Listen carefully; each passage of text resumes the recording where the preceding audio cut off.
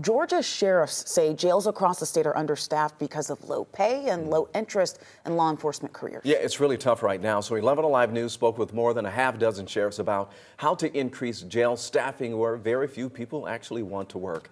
11 Alive Doug Richards has more from Milledgeville.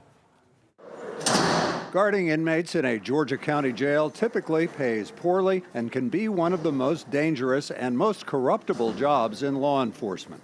But y'all come on. Bill Massey became Baldwin County Sheriff when Ronald Reagan was president. On this day, his jail is holding 270 inmates. More than a quarter of his jail's detention jobs are unfilled. Constant problem. And over the last few years, I'm not proud to say, but I've had to terminate some detention officers working in our jail for sexual misconduct, as well as bringing contraband into our facility. Contraband like drugs, like cell phones given to inmates by jail staff. In December, a fired Baldwin County jailer was charged with sexually assaulting an inmate. Gotten them arrested, gotten them prosecuted, got them terminated.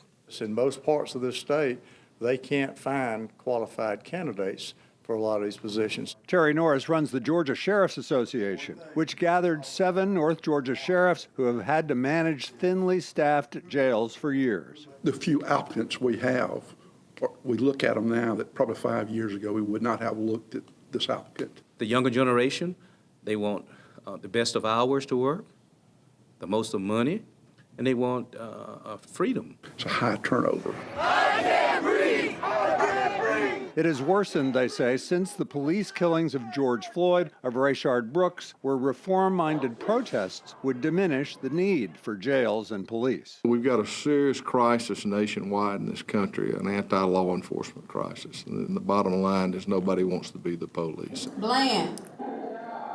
It's an inmate in ease. Courtney Hightower became a jailer 2 years ago, fully aware inmates in her jail could try to corrupt her. They try, but it doesn't work.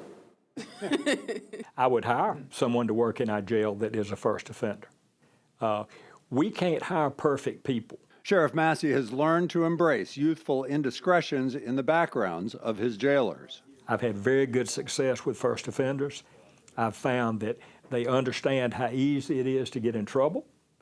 And I'm not going to say they're more lenient, but they are tolerant in dealing with young people and their mistakes. And I think they make better sound decisions sometimes. Massey recently won a raise for new hires, yet the jobs at his and jails across Georgia remain among the hardest to fill and retain. In Milledgeville, Doug Richards, 11 Alive News.